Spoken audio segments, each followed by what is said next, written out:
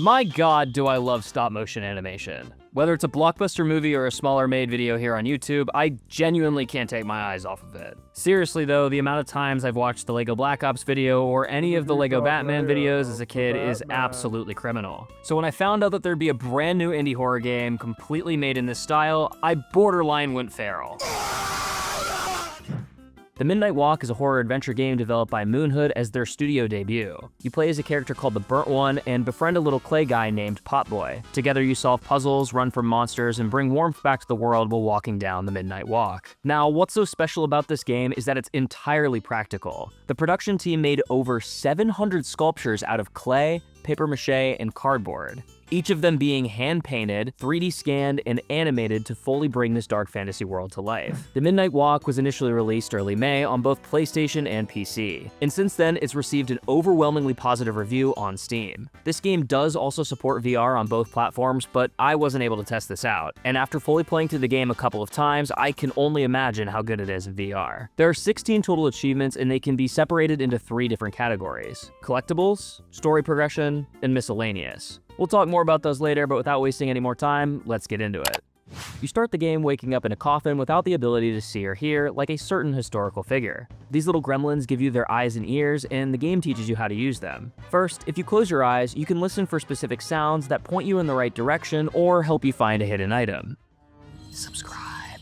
Then, if you see a glowing eye anywhere, you can close your eyes and focus on it and it'll activate that object. This is used for opening doors, solving puzzles, killing monsters, and so on. Not long after that, we come across our first shell phone. When picked up, it'll play a recording from different people from this world. Not only is this just a little bit of world building, but it's also one of the 4 types of collectibles. Now, there are a ton of them to find throughout the 6 chapters, so to sum it up, you're looking for 17 music discs, 19 clay dolls, 15 film reels, and 25 shell phones. The phones look like this and make a static noise when you get close to them. As for the rest of the collectibles, they can be found in little cabinets throughout the game. And yes, there's an achievement for finding all of one type, so 4 in total.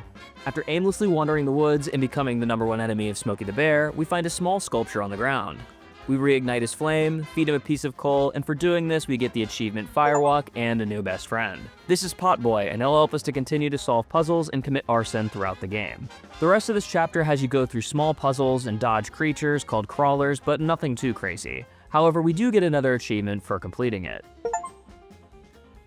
At the start of Chapter 2, we meet a couple of new characters. First, we find Housey. He's a house with legs that accompanies you and Potboy on the Midnight Walk. Inside of Housey is where you can track the progress of all your collectibles, listen to music discs, and watch the film reels. So we'll be spending quite a bit of time in here.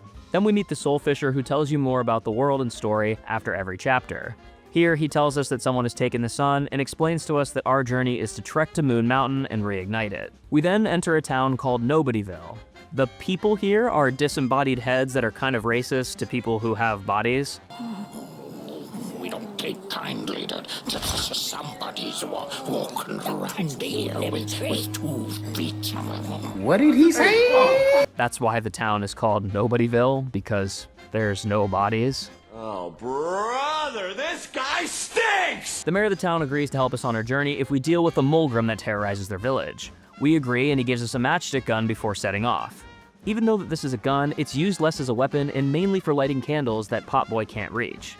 Now, the format for most of these chapters is that there's a larger goal that you're trying to accomplish, but in order to do that, you have to complete a series of smaller puzzles. I honestly don't know why I'm explaining this to you, that's kind of how it is for most games. So in Chapter 2's case, we have to search for the 3 pieces of the Mulgrim's cauldron. You get the first from a talking head after you bring him to safety. The second can be found after completing this candle puzzle on top of the hill. You just have to light the candles in order, so it tells the story of the heads and the Mulgrims.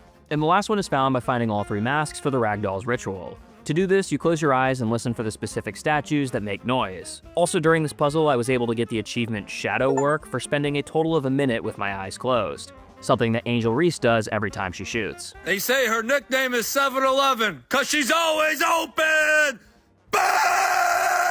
Bringing these back to the cauldron and having Potboy light it soothes the Mulgrim, and we're able to leave.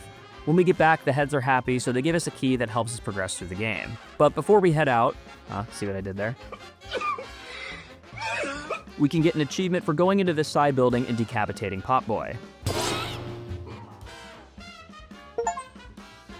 And then another achievement for finishing the chapter.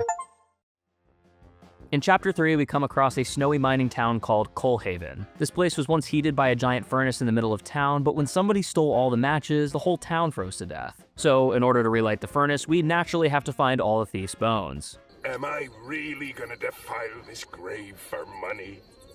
Of course I am! Jackpot! There are 4 total, and the first is found right in front of her grave. You get the next bone for completing this coffin maze section. The puzzle here is very similar to the mask one from the previous chapter. You just close your eyes and listen for what coffin you have to open, and then rinse and repeat. But this is probably one of my favorite parts in the entire game. The way you interact with the ghost monster, how the corpses whisper to you when you open a coffin, the crypt-like atmosphere, I don't know, everything kind of just rubbed me the right way. Hey, yo! Number 3 is locked in a house at the top of the hill that heavily resembles the house from Monster House. However, the door is locked, so you have to go into the woods and solve a couple puzzles to find the key. Nothing too crazy. Then the last piece we're missing is the thief's skull. Turns out it's in the possession of this old man, which is only slightly concerning. He says that he'll give it to us if we find him a clay sculpture that he lost in the woods a long time ago that makes the same humming sounds that she used to. Again, this is concerning, but I digress. Please have a seat. I'm Chris Hansen. We go find the sculpture, and he gives us the skull. Once all the bones are returned to the grave, Pop-Boy can reignite the furnace, and the whole town has light and warmth once again. This wraps up the chapter and gives us the achievement Tale of Coalhaven. For the 4th chapter, you stumble upon a giant called the Craftsman in his handmade city. The Craftsman actually steals Housey from us at the front gate, so the whole chapter has us getting him back. Now, the majority of this chapter is honestly pretty straightforward. You just keep solving puzzles and maneuvering around monsters until you watch all 4 parts of the Craftsman's movie. However, there are a couple of new things added to spice up the gameplay.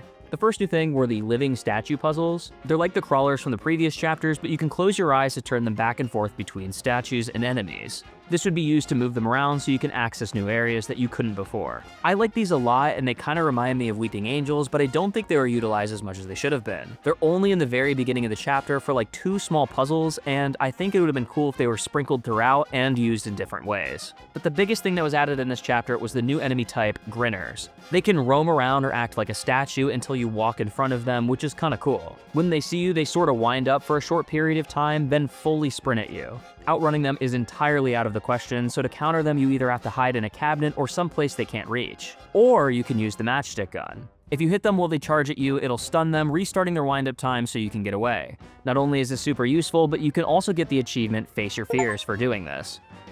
After watching all 4 parts of the movie, you and Pop-Boy go inside of the Craftsman and set his heart ablaze. For doing this, he gives Housey back and takes you to the start of the next chapter. The last 2 chapters of the game aren't that long, don't give you any achievement for completing them, and hardly have any puzzles or obstacles. With that being said, I'm going to just speed through the high points. The 5th chapter starts with the group entering Candle Valley. As the name suggests, it's full of candles and matchsticks, and Pop-Boy goes a little crazy and accidentally lights Housey on fire. Because of this, he gets sad, extinguishes his flame, and a piece of him falls into the abyss. To get it back, you just walk to the other end of the pit and it flies right back up. I'm not sure how or why this happens, but whatever, I guess. You put the piece back on Pop-Boy's head and he lights back up and starts running to Moon Mountain. Chapter 6 is just you and Pop-Boy running to the top of Moon Mountain. That's really it. There's one small section where you have to dodge gusts of wind so you don't freeze and Pop-Boy's flame doesn't go out, but this isn't new, it was introduced in the 3rd chapter. When you get to the top and it's time to reignite the moon's core, you have 2 choices, one to continue to burn and the other to stop. This dictates the ending and what achievement you get for beating the game. For my first time through, I chose to follow through with the mission and reignite the sun. Alright, after the first playthrough, I was missing 7 achievements, and since 4 of them are for getting all the collectibles, I started there. At this point, I was missing 4 music discs, 1 clay doll, 1 shell phone, and 2 film reels, which is honestly not bad considering how many of them there were in total. When looking at the collectibles in Housey, it tells you what chapter the missing items can be found in, so with the help of that and the guide I found on YouTube, it was super easy to get the rest.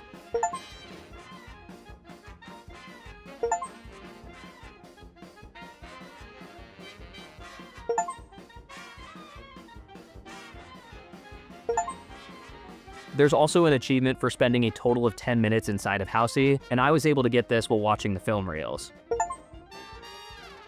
And the final 2 achievements are for choosing the different ending and for getting all other achievements or the Platinum Trophy. so I just replayed the 6th and final chapter and chose to stop burning the core, getting both at the same time.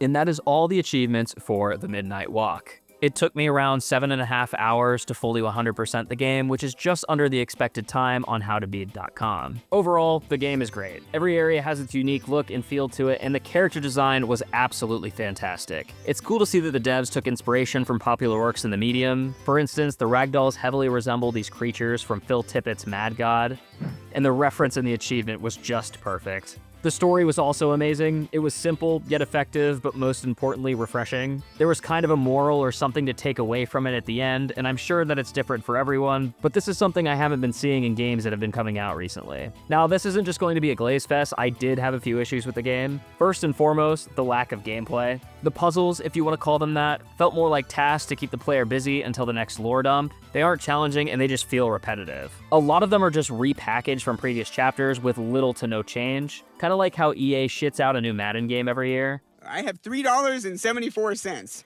Do something to me.